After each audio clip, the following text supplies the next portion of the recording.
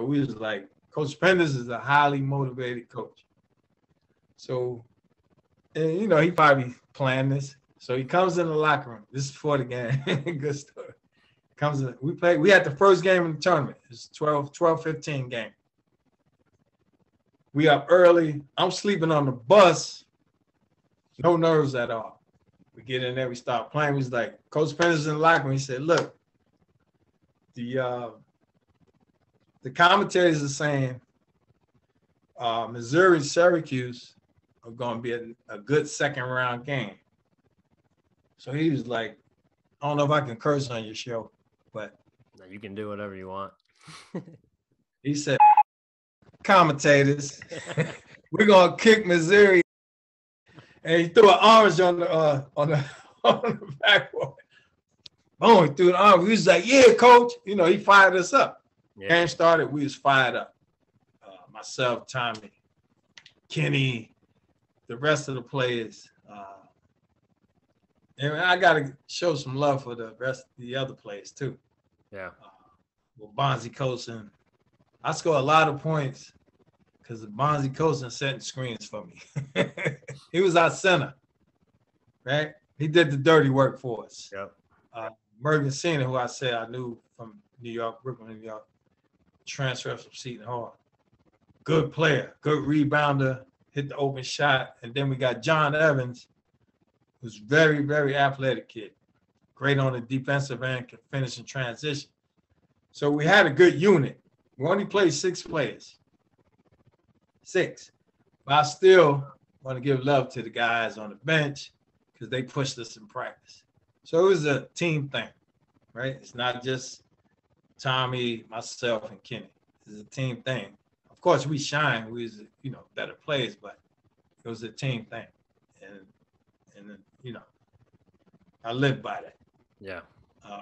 So that Syracuse game, you talked about, it's the little University of Rhode Island, quote unquote, you know, against, like you said, 4 or 5 future NBA guys. You got the future #1 draft pick, Derek Coleman. Just talk about the feeling of that game. You know, I was talking to Kenny. I know he said he had a personal relationship with Coleman, and that motivated him, you know, and I think that's why Coleman fouled out. He was tired of banging with Kenny down low. I know.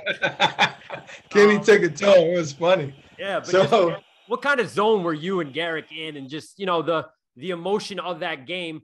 And I know you had said you guys expected to win that. You went into it. Your confidence was high. The emotion of that game and what was that like?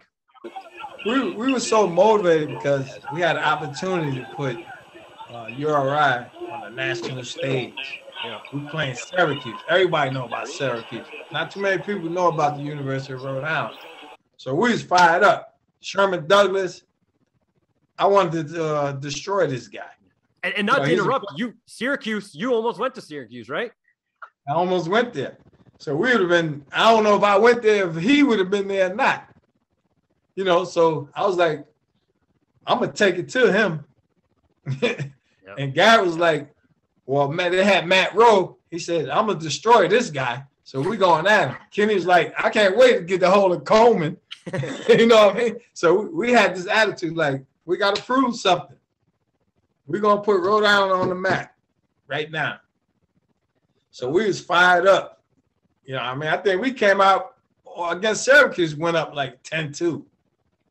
So a funny story is, during the game, I had got fouled, right? So I go to the free throw line. And Sherman Douglas is on the right. So he goes, I'm about to shoot a free throw now. So he goes, where's Rhode Island? Who the hell is Rhode Island? Right? Yeah. So I said, by the end of the game, you're going to know who is Rhode Island and where they located. Yeah. Trust me. I'll take the free throw and make it. So if you watch the video, you'll see me smiling at the free throw line because it's something Sherman Douglas said. But nobody know that. You know what I'm saying? That's awesome. So that motivated me even more. I said, you're going to know about Rhode Island. Trust me. So, you know, we went at it. We took it right to him and went down the stretch, ended up winning by 3. But it was a great game. We had so much support. alumni was there, and you know, we point to the stands to recognize their support during the game. Mm-hmm. This is how much confidence we got. Yeah. And I think it all stemmed from Coach Penders. And after that game, that's when the recognition really came. Yeah. Now, these announcers, which was Brent Musburger, Billy Packard, CBS. Can't get much bigger. They love it. Right, you don't get no bigger than that. They love us. After the game, they give them the CBS hats, bags, everything. Like, they just love us now. So we used to talk at the time in the Sweet 16. Yeah. You know, about to face Duke. Well, listen, I mean, I'll say, you know, representing the Rhode Island community, and, you know, we thank you for putting us on the map, because like you said, you guys did. I mean, I can argue there's not a program without you guys. Like I said, I'm from the generation of Wheeler and Mobley, you know, and a lot of people will point to Wheeler and Mobley and then building the Ryan Center. Now, did they have a huge part of that? Absolutely. But I don't think those three exist without you guys, obviously. You know. Now you saying that, think about it. If we don't play this well, beat Missouri, Syracuse in the NCAA tournament, Rhode Island can't recruit a kid from Georgia. Yep. Like Antonio Reynolds Dean. How would he know about the University of Rhode Island living in Georgia? Yep. Prior to that, he never even heard of University of Rhode Island. So we open the doors. Absolutely. Right? Absolutely. We definitely open the doors. There's no doubt about that. We open the doors. Yeah. And not to go off track, but, you know, when it comes to legacy, the one thing, and I talked to Kenny and I talked to Tom about this, I think the university should have done a better and should do a better job commemorating you guys. Now, this doesn't even have to do with the current administration. Now, the current administration can change that, but previously, I'm talking about the previous 30 years. Everyone who walks in the Ryan Center today should know about you, should know about Garrick, should know about Green. And I know there are a lot that do, but I also know there's been a huge piece missing. Even when I went to the Keeney Gymnasium when I was a kid in, you know, the late 90s, even the mid 90s, you know, there should have been the Owens night. There should have been, you know, Garrick night, Green night, those things every 3, 4, 5 years. That's how you build, right, upon your past. These are your legend. You are a legend. I'm talking to a legend right now. How do you think you or I can do a better job just kind of, or do you think they can do a better job commemorating the past and not just jersey retirements? I just mean in terms of commemorating, is that something you think that could recognize be done better? Right. I think they can. It's just a matter of, personally, I think they just don't know. Yeah. You know, until you bring it to their attention. And nothing against AD or the previous president, nothing against them. They're great guys. Yeah. Thor is a good friend of mine. Yeah. They just don't know. Yeah. You know what I'm saying? Until you bring it to their attention. So it's not, they didn't do it purposely, but of course, now's the time, you know, they got to start recognizing former players. You look around the country, look at Duke. All their players are recognized. Yep. Right? Everybody on their staff played there. Look at Syracuse. Same exact thing. You know, and I don't know where that should come from. The alumni suggesting this to the AD president or the former coaches should reach out and suggest this stuff. Yeah. And you doing this, Nate? Oh, can I call you Nate? Nate? Oh, yeah, definitely. But Nate, you doing this is great. It's tremendous. We're excited about it. Tommy and Kenny and I, we're all excited about what you're trying to do and bring recognition to the players of the past. URI is the example of a program when it's doing well, momentum builds, right? But it's not. It's in that middle tier, right? So you need to foster your successful past, the legends, right? You need to do that. Now we've already missed time. Now that doesn't mean like with all mistakes, you could either double down on your mistake or you can change that. Or correct it, right? Or correct it. Because like I said, people are getting they're itching about, they're like, all right, Tyson Wheeler needs to be in the rafters. And no question. Absolutely. The problem is right now is that we have taken so long to commemorate you guys, right? That he has to push it back. There's success, right? Yeah. Push them back. Yeah. Well, I'll do my part with video clips. I don't donate. I think I only donated $10 last year, so I don't have much pull. Come on, man! You got up the ante. Maybe exchange diapers for money. I don't know. I can't do that. Yeah. I'm still paying off my URI bills. I can't donate. I do want to get into the Duke game briefly. Yeah. Would you say that was a classic? We want Duke in the Final Four. We're going to call 3 quick fouls on Garrick in the first half, or that obviously just played a huge role, and you still almost won. I agree. I mean, they knew Garrett was like the primetime player, and they wanted to get him out the game. They took him right out the game. How you call 2-3 quick fouls on one of the best players on the team? Like, that just don't happen, and officials know that, right? When we go to half court, the 2 captains uses your best players. Like, the refs know. They know going in who the best players on the team are. Why would you call fouls like that against a caliber player as Tom Garrett? Yeah. That's to take us out the game because Duke got so much respect and love. They can't see small University of Rhode Island beating a Duke. You know what I'm saying? So that's what you up against when you play against these high-level teams coming from a smaller conference like the A-10. Yeah. And it's unfortunate, but that's the way it is. But we still hung in there. We still hung in there. And we played against Danny Ferry, who was one of the dirtiest players we ever played against. Wow. Going against Kenny. Him and Kenny was battling. And they tried to get Kenny out the game. Like, you can't get both of them out the game and leave me by myself. Yeah. Can't do that. That's not fair. I said, and we said during the game, refs, even Coach Penner said, Duke don't need any help. They got 5 All-Americans. They don't need help. Why are you calling fouls against us? Yeah.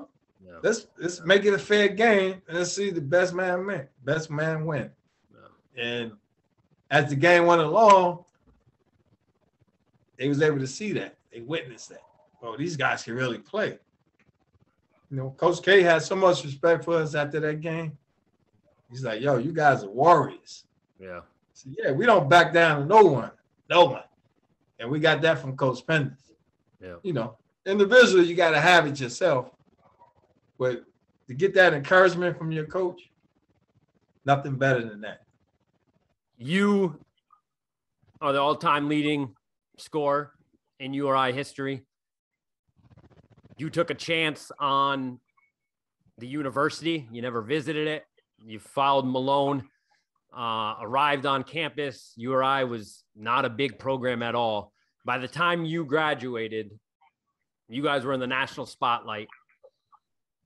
What would it mean to you to get your name, your number in the rafters? I've talked to Kenny, I've talked to Tom, your teammates, and both have said, if there was going to be someone who you're going to put up first, if that was the issue, Silk's the guy, all-time leading scorer, and it's been about 35 years, and no one has touched that record. So what would it mean to you? It mean a lot. I'm getting a little choked up over that,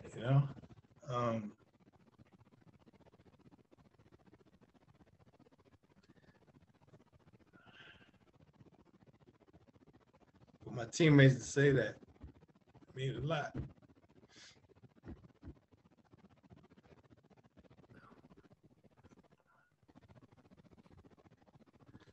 That mean a lot to me. it would mean tremendous, a lot to me, a lot to my family. I didn't expect to have a great career like I did at the University of Rhode Island, and because to be honest, it almost didn't happen for me. Not to backtrack a little. This is a little personal story. In high school, I got shot my junior year. And so, I mean, everyone know I got shot. I never talk about anything other than that.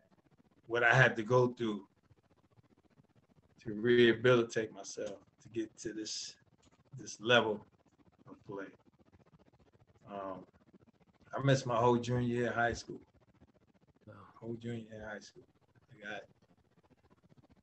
think I got shot in September, right prior to the season, in my arm, in my left arm. I'm a lefty. So I thought my career was over in high school. I thought my career was over. I won't go through the whole story, but the doctors wasn't sure I'd be able to use my arm again. So imagine what I'm going through, 17 years old, not knowing if I could use my arm again and play the game I love so much.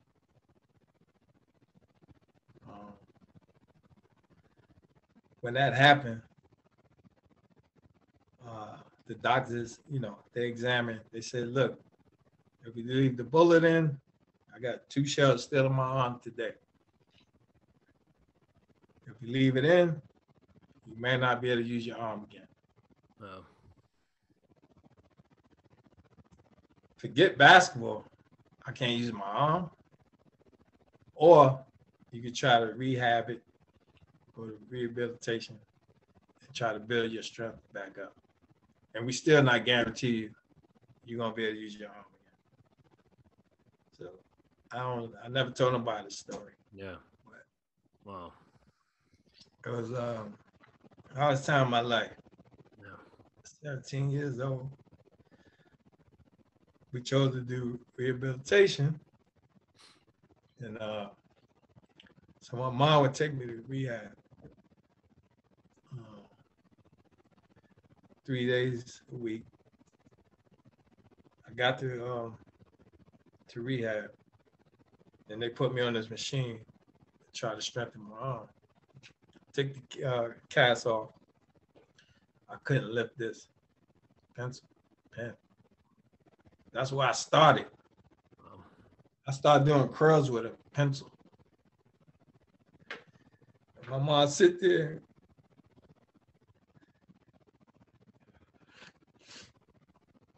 She sit there and cry. So that motivated me. I said, Mom, don't worry. Don't worry. I'm gonna work my butt off. I'm gonna make a comeback. So 5-6 months in rehab, hard as I can, the hardest thing I ever did in my life. I never told nobody this story. Wow. Because I ain't want nobody feeling sorry for me. It's just my mother and me. I ain't even tell my family members. So when I get home, they're like, oh, everything great. Yeah, I'm good. Yeah. I couldn't lift a pencil. So that's how much this would mean to me. Yeah. To come from that, rehab, get myself back to a high level player, that was perseverance right there. That was hard work. Hard work. I worked my butt off. So that's why it would mean so much to me. To come from that. Why couldn't it raise my arm? That's incredible. I never even told my teammates, I never told anybody. Because I ain't want nobody feeling sorry for me. Well, and I can't imagine going through that. I will say, as a community member of the University of Rhode Island basketball family, as a fan, it truly would mean the world to us to see that number up there. It's an honor as a fan just to kind of have you, to say, all right, Carlton Silk Owens is an alumni of the University of Rhode Island. Like that's, and you just telling that story. And, I had read about the story, and I wanted you to bring it up if you wanted to bring it up, but just to share that and that journey, that's incredible.